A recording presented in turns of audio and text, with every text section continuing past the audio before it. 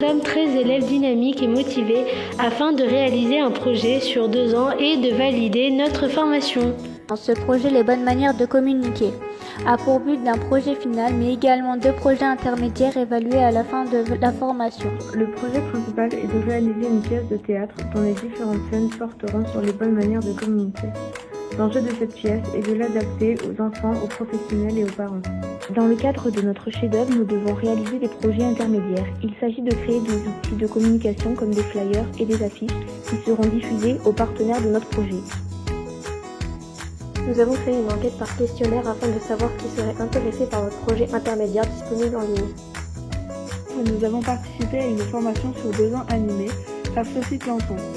C'est la première partenaire de notre projet. Cette formation permet de construire nos outils de communication et d'avoir des connaissances. Tout au long de ce projet, nous allons aborder différents thèmes. Le premier thème sur lequel nous allons travailler est celui des émotions primaires. La peur, la joie, la colère, le dégoût, la tristesse. Nous avons décidé de parler de la colère, car c'est souvent une émotion complexe à gérer et à comprendre. La colère est souvent associée à la violence telle qu'elle soit, mais pour gérer une personne en colère, il faut déjà comprendre qu'est-ce que c'est. Nous avons choisi de travailler sur le dégoût car c'est une émotion complexe qui est une réponse émotionnelle ou physique, mais pas que.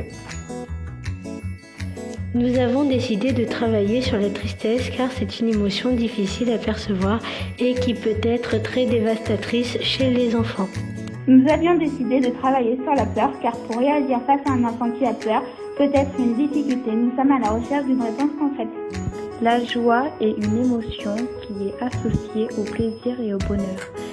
C'est une sensation agréable. Afin de rendre visible notre chef-d'œuvre au public et de communiquer de façon régulière sur notre projet, nous avons créé un compte Instagram. Si vous êtes intéressé pour suivre notre projet, vous pouvez le faire via Instagram et la Gazette du Pro. On compte sur vous pour votre participation. N'hésitez pas à nous suivre.